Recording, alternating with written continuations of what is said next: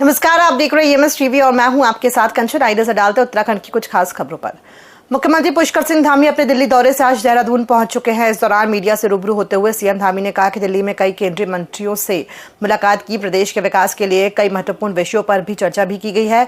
मुख्यमंत्री ने कहा कि केंद्रीय वित्त मंत्री सीतारमण से मिलकर उत्तराखंड के कई महत्वपूर्ण प्रोजेक्ट के लिए मांग की गई है, जिन मांगों को जल्दी पूरा करने का केंद्रीय वित्त मंत्री निर्मला सीतारमण ने पूरा आश्वासन दिया।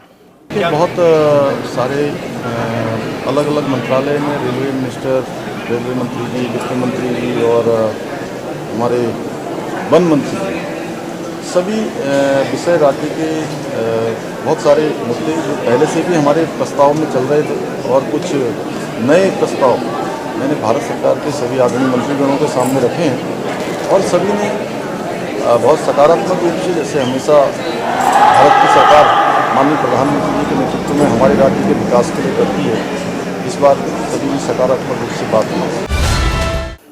श्रद्धा और आस्था की मिसाल बन चुकी केदारनाथ यात्रा ने पिछले साल का रिकॉर्ड तोड़ते हुए बुधवार को 16.56 यात्रियों का आंकड़ा पार कर लिया। बता दें कि केदार धाम के कपाट 23 अक्टूबर को भैया दूज के अवसर पर बंद होंगे। ऐसे में यात्रा भी कुछ दिन और चलेगी। वहीं के बद्रीनाथ, गंगोत्री और यमुनोत्री धाम में भी यात्रियों की संख्या बढ़ी है। वहीं मीडिया से बातचीत करते हुए मुख्यमंत्री पुष्कर सिंह धामी ने कहा कि आपदा के बावजूद भी चारधाम यात्रा सरल, सुगम और सुरक्षित रही है। साथ ही केदारनाथ यात्रा का नया रिकॉर्ड बना है। ऐसे में अब यात्रा समापन तक और बड़ी संख्या में श्रद्धालुओं के पहुंचने की उम्मीद है।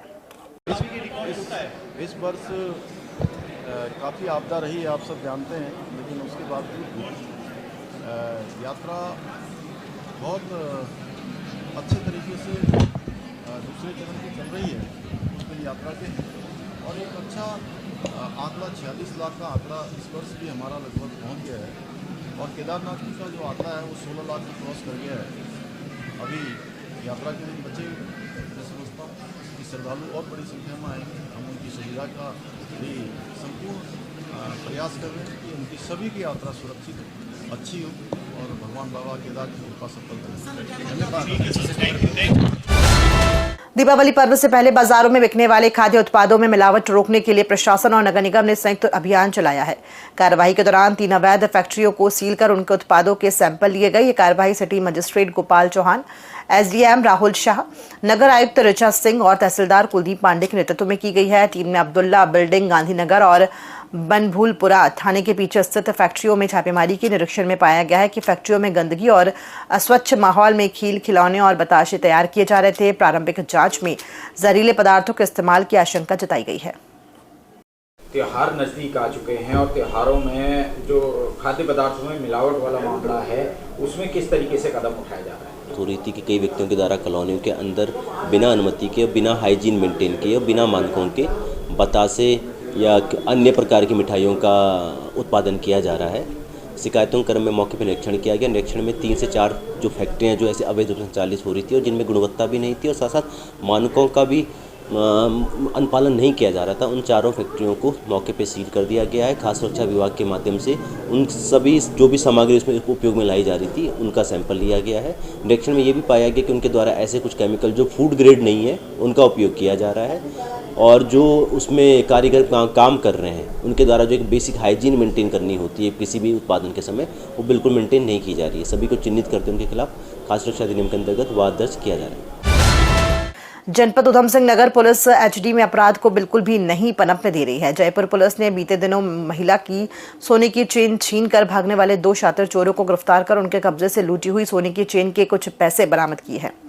शातिर चोरों ने चेन लूटने के बाद वो चेन मार्केट में बेच दी थी। पुलिस ने उनके पास से घटना में इस्तेमाल की गई बाइक और जिंदा कारतूस तमंचा बरामद किया। मामले का खुलासा करते हुए एसपी अभय सिंह ने बताया कि जयपुर पंजाबी कॉलोनी गुरुद्वारा के पीछे वाली गली में बीते 18 सितंबर को सोने की चेन खींचने की घटना के बाद पुलिस की टीम गठित की गई। इसके बाद दोनों शातिर बदमाशों को गिरफ्तार कर लिया गया।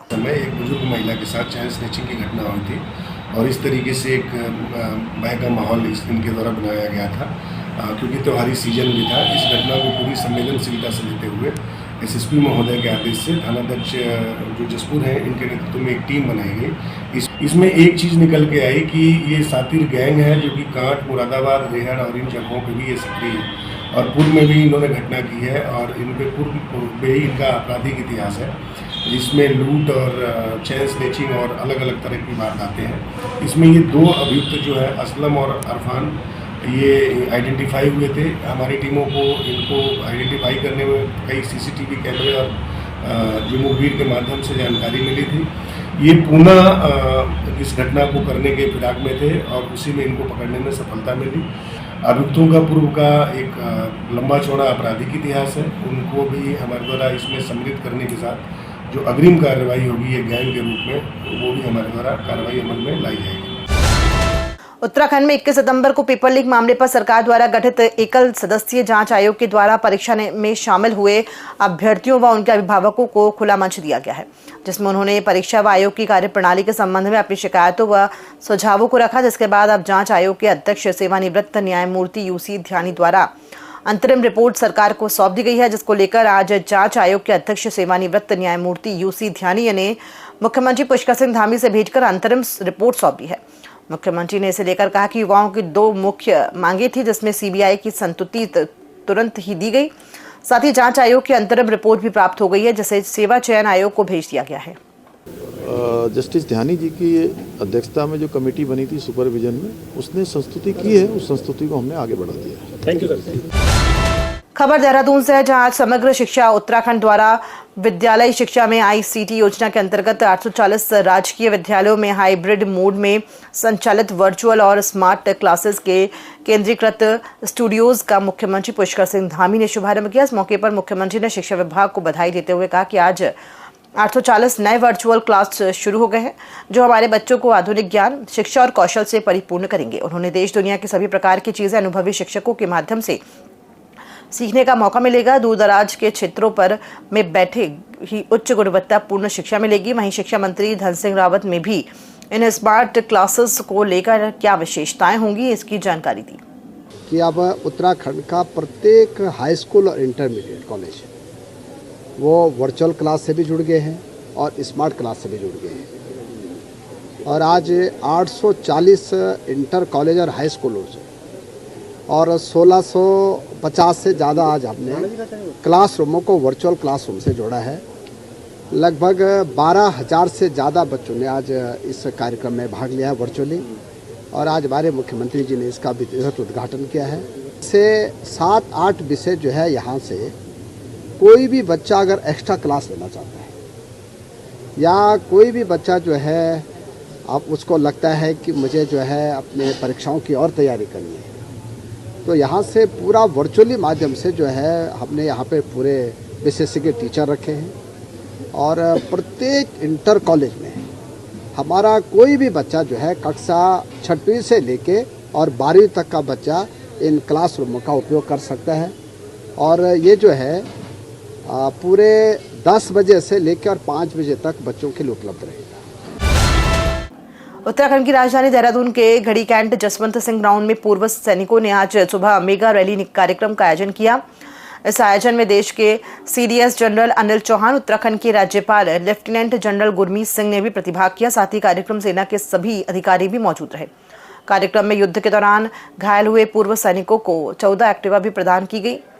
साथ ही कार्यक्रम में अलग अलग प्रदर्शनी भी देखने को मिली। कार्यक्रम में युद्ध में वीरगति को प्राप्त हुए सैनिकों, वीरांगनाओं को भी सम्मानित किया गया। खबरों में फिलहाल इतना ही। दीजिए इजाजत, नमस्कार।